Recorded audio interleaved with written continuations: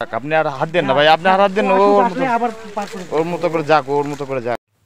Hello wild life lovers, কেমন আছেন সবাই? আশা করি সবাই ভালো আছেন, নিরাপদে আছেন। Snake and reptile addicts YouTube চ্যানেলের পক্ষ থেকে আপনাদেরকে স্বাগতম। আজকে আমরা আপনাদের জন্য নিয়ে এসেছি অজগর সাপ। বাংলাদেশে যে অজগর সাপ পাওয়া যায় তার ভিডিও। আজকে আপনারা অজগর সাপ সম্পর্কে বিশদভাবে জানতে পারবেন। তো ভিউয়ার, আপনারা দেখতে থাকুন আমাদের আজকের video snake and reptile addicts YouTube চ্যানেলের পক্ষ থেকে। আর ভিডিও দেখতে দেখতে অবশ্যই আমাদের চ্যানেলটিকে সাবস্ক্রাইব করে না থাকলে সাবস্ক্রাইব করে ফেলুন। আরও নতুন নতুন সাপ, কুমির, ঘড়িয়াল, বিভিন্ন প্রাণীর ভিডিও দেখতে, বন জঙ্গলের ভিডিও দেখতে আমাদেরকে সাবস্ক্রাইব করে আমাদের সাথে থাকুন। তো ভিউয়ার, যা বলছিলাম, আজকে আমরা অজগর সাপ সম্পর্কে বলবো। এখানে যে দেখলেন একটু আগে যে সাপটা প্রথমেই, সেটা ছিল রেটিকুলেটেড পাইথন। বাংলাদেশে মোট 2 প্রজাতির পাইথন পাওয়া যায়। এই যে এখন যেটা দেখছেন স্ক্রিনে, এটা রেটিকুলেটেড। বাংলাদেশে মোট 2 প্রজাতির পাইথন পাওয়া যায়। এর মধ্যে একটা হচ্ছে রেটিকুলেটেড পাইথন, যেটা পৃথিবীর সবচেয়ে লম্বা সাপ।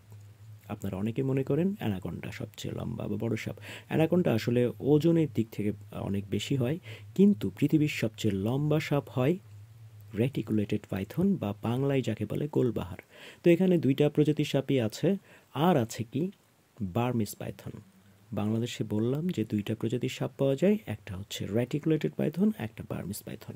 তো সবচেয়ে বেশি যে সাপটা বাংলাদেশে অজগর পাওয়া যায় সেটা হচ্ছে বার্মিস পাইথন। প্রায় বাংলাদেশের সব অঞ্চলেই কম সংখ্যক, বেশি সংখ্যক পাওয়া যায়। তবে সবচেয়ে বেশি পাওয়া যায় সুন্দরবন এবং বাংলাদেশের হিল ট্র্যাক্সগুলোতে, সিলেট এবং চট্টগ্রাম রিজিয়নে। তো ভিউয়ার, আপনারা দেখছেন অজগর সাপ। এই অজগর সাপ দেখতে দেখতে অজগর সাপ সম্পর্কে আপনাদেরকে আরও কিছু তথ্য আমরা জানিয়ে দিই। পৃথিবীর সবচেয়ে অলস প্রাণী হচ্ছে সাপ, তার মধ্যে অন্যতম হচ্ছে অজগর সাপ।